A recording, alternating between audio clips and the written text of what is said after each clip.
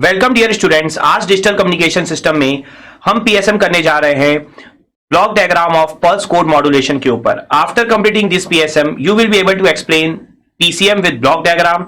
You will be able to determine the following parameters for a PCM system: minimum sample rate, minimum number of bits used in the PCM code, resolution. So basically हम जो यहाँ पर PSM करने वाले हैं उसमें हम theoretical type के या न्यूमेरिकल टाइप के दोनों टाइप के प्रॉब्लम यहाँ पर डिस्कस करने वाले हैं। आप थ्योरिकल टाइप के प्रॉब्लम PCM से बहुत ज्यादा एक्सपेक्ट कर सकते हो, लॉन्ग टाइप के, शॉर्ट टाइप के, लेकिन न्यूमेरिकल टाइप के प्रॉब्लम भी पीसीएम से बहुत ज्यादा पूछे जाते हैं। लेकिन न्यूमेरिकल टाइप के प्रॉब्लम्स के लिए आपको बहुत सारे और चीजें अंडरस्टैंड करनी होगी जो हम आगे आने वाले लेक्चर में स्टडी करेंगे, तो उसके बाद ही मेन न्यूमेरिकल डेवलप हो पाएंगे। लेकिन अभी हम बेसिक न्यूमेरिकल्स यहां पर डिस्कस करेंगे जो भी आपके लिए बहुत ज्यादा इंपॉर्टेंट होंगे एग्जामिनेशन पॉइंट ऑफ व्यू से। तो ये जो पीसीएम टॉपिक है overall examination point of view से अगर मैं डिजिटल कम्युनिकेशन की बात करूं तो सबसे ज्यादा इंपॉर्टेंट टॉपिक है। तो इस पीएसएम को और आगे आने वाले सारे पीएसएम को आपको बहुत अच्छे से समझना है, बहुत अच्छे से अंडरस्टैंड करना है कि किस तरह की प्रॉब्लम आती है और कैसे आपको प्रॉब्लम को एग्जाम में रिप्रेजेंट करना है। सो चलिए पीएसएम स्टार्ट करते हैं। तो फर्स्ट प्रॉब्लम है right a short note on PCM. So basically ये जो प्रॉब्लम है राइट अ शॉर्ट नोट, इसमें अगर आप देखोगे और करके और भी प्रॉब्लम्स बन सकती हैं। तो वो सारी प्रॉब्लम भी मैं आपको एक बार यहां पे शो कर देता हूं। Explain the block diagram of pulse code modulation or with the help of block diagram explain the PCM communication system or draw the block diagram of PCM system and explain its working. Basically write a short note on PCM अगर इस तरह से पूछा जाता है तो आप समझ लीजिए कि वो शॉर्ट टाइप की प्रॉब्लम है, आपको बिल्कुल ब्रीफ में थोड़ा सा एक्सप्लेन करना है। लेकिन पीसीएम जैसे मैंने बोला बहुत इंपॉर्टेंट टॉपिक है, तो यहां पर लॉन्ग टाइप की प्रॉब्लम आप ज्यादा एक्सपेक्ट करते हैं। तो यहां पर लॉन्ग टाइप की प्रॉब्लम आप कैसे रिप्रेजेंट कर सकते हैं ये मैं आपको अब यहां पर शो करता हूं। तो सबसे पहले आप क्या करिए, पीसीएम की सिंपल सी डेफिनेशन दे दीजिए, डिफाइन। तो डिफाइन में आप क्या कर सकते हैं, ये बता सकते हैं कि एक बेस बैंड टेक्निक है। आप ये बता सकते हैं कि यहां पर पल्स डिजिटल टेक्निक के अंदर हम पढ़ते हैं पीसीएम पल्स कोड मॉड्यूलेशन। तो ये सारी चीजें आप पहले डेफिनेशन में दे दीजिए। उसके बाद आप यहां पर ब्लॉक डायग्राम ड्रॉ कर दीजिए। ब्लॉक डायग्राम को ड्रॉ करने के बाद एक एक ब्लॉक को बहुत ज्यादा डिटेल में एक्सप्लेन करिए, जैसा मैंने आपको एक्सप्लेन किया एलएम में। आपको एग्जाम में बहुत ज्यादा भी नहीं लिखना है क्योंकि ये टॉपिक तो अपने आप में ही 20-25 पेजेस का आपका पूरा बन जाएगा अगर आप एग्जाम में लिखने जाओगे। उतना आपको रिप्रेजेंट नहीं करना है, लेकिन जो जो इंपॉर्टेंट पॉइंट्स हैं, लाइक जैसे अगर मैं बात करूं यहां पर सैंपलिंग की, तो आप सैंपलिंग वाले ब्लॉक को डिटेल में एक्सप्लेन करिए। एटलीस्ट आप सैंपलिंग थ्योरम बताइए वहां पर, और आप बता दीजिए अलाइजिंग इफेक्ट क्या होता है। ये जो सारे इंपॉर्टेंट पॉइंट्स है, मतलब जो हमने फर्स्ट सैंपलिंग पढ़ी थी इंस्टेंटेनियस सैंपलिंग, उसके बारे में आप कंप्लीटली यहां पर डिटेल में डिस्क्राइब कर दीजिए। सैंपलिंग में आपको इतना जरूर बताना है, काम क्या होता है ये बता दे रहा है। उसके बाद नेक्स्ट आपको क्वांटाइजेशन के बारे में बताना है। तो क्वांटाइजेशन प्रोसेस क्या होता है, क्यों करते हैं हम लोग क्वांटाइजेशन, क्वांटाइजेशन का यूज क्या है, ये सारी बातें आप बता दीजिए। हो सके तो क्वांटाइजेशन और सैंपलिंग दोनों के लिए एक एक एग्जाम्पल जरूर दे दीजिए, क्योंकि ये दोनों ही बहुत ज्यादा इंपॉर्टेंट टॉपिक है पीसीएम में। तो दोनों के लिए छोटा छोटा एग्जाम्पल दे दीजिए, क्योंकि ऑलरेडी आपकी थ्योरी बहुत बड़ी हो जाएगी। तो एग्जाम्पल छोटा छोटा दीजिए, ज्यादा बड़ा एग्जाम्पल देने की यहां पर नीड नहीं है। नेक्स्ट आप बता दीजिए इनकोडर के बारे में। तो ये आपका ब्लॉक डायग्राम हो जाएगा ट्रांसमीटर साइड, ठीक है। आप आ जाइए रिसीवर साइड वाले ब्लॉक डायग्राम में। तो रिसीवर साइड वाले ब्लॉक डायग्राम में आप क्या क्या बताएंगे। पहला मैंने आपको बताया है regenerative repeater.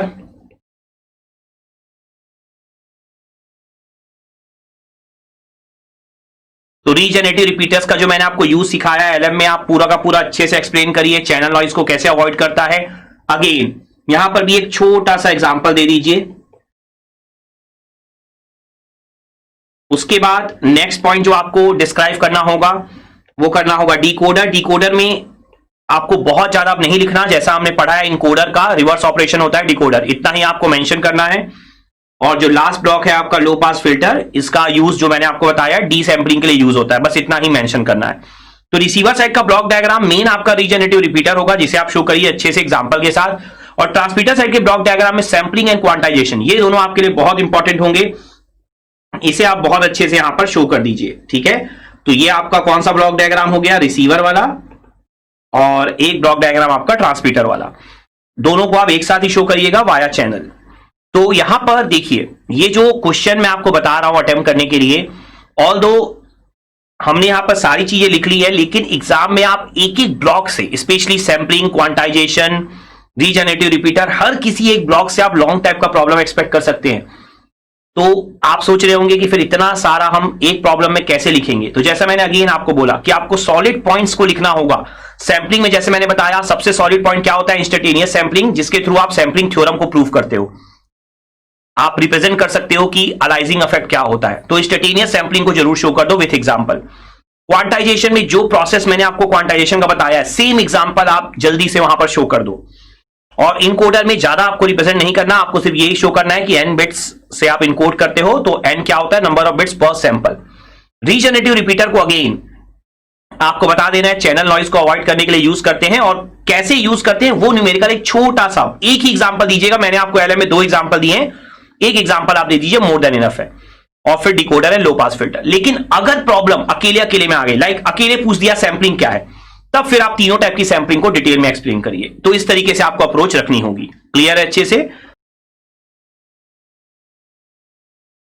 Now next problem, what are the process involved in PCM, state the advantages and disadvantages when compared with other pulse modulation system, और what are the various process involved in PCM with the help of block diagram, explain the working of PCM transmitter and receiver. तो यहां पर अगर मैं discuss करूं तो question 80% तो आपका प्रीवियस प्रॉब्लम ही है। तो सारी की सारी चीजें आपको प्रीवियसली कॉपी करनी है, जैसा मैंने आपको शो किया बिल्कुल वैसा का वैसे आप लिखेंगे। जो न्यू थिंग है वो मैं आपको अब यहां पे शो कर देता हूं। पहला तो जो आपको सबसे पहले स्टेप आपको लिखना है वो है डिफाइन। आपको कुछ भी बोला हो आपको डिफाइन जरूर करना है। जहां तक सवाल है प्रोसेस इन्वॉल्व, तो प्रोसेस इन्वॉल्व वही है आपका। प्रोसेस इन्वॉल्व मतलब क्या है? आपका ब्लॉक डायग्राम ही है। तो ब्लॉक डायग्राम में जैसा मैंने आपको प्रीवियस प्रॉब्लम में शो किया है, एज इट इज आप पॉइंट्स लिख दीजिएगा, सारे के सारे पॉइंट्स। और इसके बाद मेन यहां पर जो नया क्वेश्चन है आपके लिए वो है advantages and disadvantages when compared with other pulse modulation system. तो आप क्या करेंगे? पीसीएम का जो सबसे बेस्ट कंपैरिजन हो सकता है वो डीपीसीएम से हो सकता है। तो आप क्या करेंगे? पीसीएम वर्सेस डीपीसीएम, इसको आप एक्सप्लेन करेंगे। तो मैंने आपको सारी चीजें यहां पर डिटेल में बताई हुई हैं। एडवांटेजेस में आप क्या क्या शो कर सकते हैं? एडवांटेजेस में आप शो कर सकते हैं यहां पर कि पीसीएम में कॉम्प्लेक्सिटी कम होगी, ये सबसे बड़ा एडवांटेज हो गया पीसीएम का। कॉस्ट वाइज भी आप बता सकते हैं कम होगा, क्योंकि जब कॉम्प्लेक्सिटी बढ़ेगी, जब सर्किट की लेंथ बढ़ेगी तो कॉस्ट भी बढ़ेगी। ठीक है, तो ये सारी चीजें आप बता सकते हैं पीसीएम के केस में। लेकिन डीपीसीएम का जो सबसे बड़ा एडवांटेज होता है, जो कि पीसीएम का आपका डिसएडवांटेज हो जाएगा, तो डिसएडवांटेज आपका जो पीसीएम का बनेगा वो सबसे बड़ा क्या बन जाएगा कि यहां पर आप क्वांटाइजेशन एरर को रिड्यूस नहीं कर सकते। ये हमने बहुत डिटेल में एक्सप्लेन किया हुआ है। तो क्वांटाइजेशन एरर को क्यों रिड्यूस नहीं कर सकते, इस पॉइंट को आप अच्छे से समझाइए। उसके बाद डीपीसीएम में कैसे इंप्रूव कर सकते हैं, इस बात को अच्छे से समझाइए। तो ओवरऑल इस पॉइंट को आप अच्छे से बताइए। और नेक्स्ट पॉइंट इसी से मिलता जुलता आप एक और लिख दीजिए कि signal to quantization noise ratio भी इंप्रूव हो जाएगा इन केस ऑफ डीपीसीएम। ये पॉइंट्स आप यहां पर बता सकते हैं। जो मेन पॉइंट है वो यही है, क्वांटाइजेशन नॉइज या क्वांटाइजेशन एरर की इंप्रूवमेंट, जो हमने डिटेल में पढ़ा है एलएम में। तो ये क्वेश्चन भी आप देखेंगे बहुत ही ज्यादा लेंथी हो जाएगा। तो यहां पर भी आपको पॉइंट्स सेलेक्ट करने पड़ेंगे कि आपको कौन से पॉइंट्स यहां पर बताने हैं। और अगेन आप कोशिश करिए इस तरह की प्रॉब्लम जो बहुत ही ज्यादा लेंथी होती है, आप पॉइंट बाय पॉइंट करके लिखिए। हेडिंग को हाईलाइट करिए डिफरेंट कलर की पेन से, हो सके तो आप ब्लैक पेन का यूज कर लीजिए हेडिंग वगैरह के लिए, हाईलाइट करने के लिए, और ब्लू पेन का यूज कर लीजिए नॉर्मल राइटिंग वर्क के लिए। तो इस तरीके से आप शो करिए, क्योंकि इतनी लेंथी प्रॉब्लम जब आप एक साथ लिख देंगे ना तो फिर वो उतना ज्यादा अफेक्ट नहीं प्रोड्यूस करेंगी। तो आप सेपरेट पैरा बना बना के, या आप बोल सकते हैं सेपरेट पॉइंट्स बना बना के, हर पॉइंट का नाम लिखिए और उसे हाईलाइट करिए। उस तरीके से आप रिप्रेजेंट करेंगे, तभी आपको अच्छे मार्क्स मिल पाएंगे। तो जो भी आपके एग्जाम में मैक्सिमम प्रॉब्लम हो सकती है ना, मतलब मैक्सिमम मार्क्स की प्रॉब्लम, उनमें आप इस तरह की प्रॉब्लम एक्सपेक्ट कर सकते हैं। इतनी ज्यादा इंपॉर्टेंट है ये सारी problem. Now next problem, explain PCM technique, explain why PCM technique is noise resistant than other forms of pulse modulation. तो यहां पर आप क्या करिए, अगेन पीसीएम टेक्निक को कंप्लीट डिफाइन कर दीजिए, ठीक है। और अब आपको चूज करना होगा यहां पर कि क्वेश्चन की लेंथ आपकी कितनी है। अगर क्वेश्चन की लेंथ आपको लगता है कि ज्यादा है, तो जैसा मैंने आपको प्रीवियसली बताया हुआ है ब्लॉक डायग्राम को कैसे आपको शो करना है, तो ब्लॉक डायग्राम आप शो कर सकते हैं।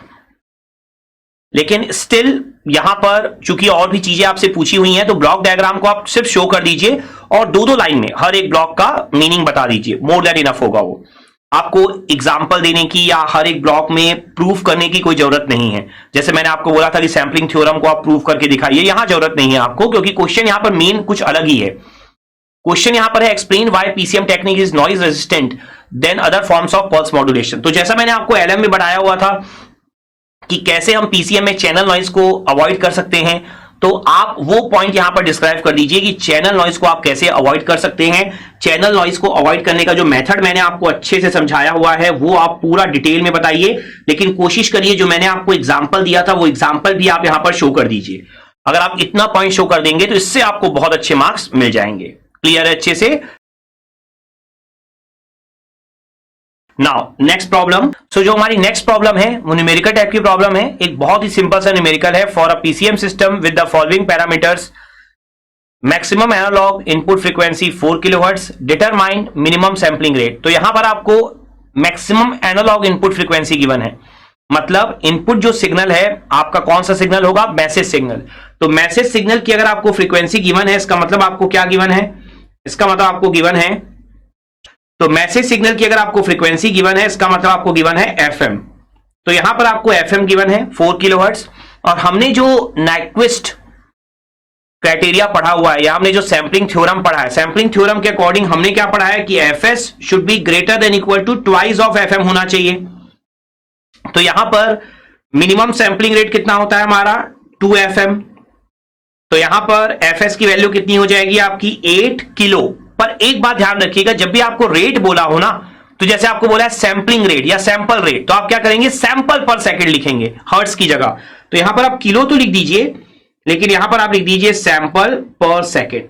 ये पॉइंट ध्यान रखना है हमें, अदरवाइज यूनिट में भी मार्क्स कट जाते हैं कभी कभी, तो इस पॉइंट को ध्यान रखिए। देखिए गलत लिखेंगे तो हमेशा ही कटेंगे, लेकिन अगर आप 8 किलो हर्ट्ज लिखेंगे तो वो एज सच रॉन्ग नहीं है, लेकिन चूंकि सैंपल रेट वर्ड यूज किया है इसलिए आपको सैंपल पर सेकंड लिखना चाहिए, ठीक है। तो हो सकता है कि हर्ट्ज लिखने में आपके थोड़े बहुत मार्क्स कट जाएं, तो इस पॉइंट को हमेशा ध्यान में रखना है।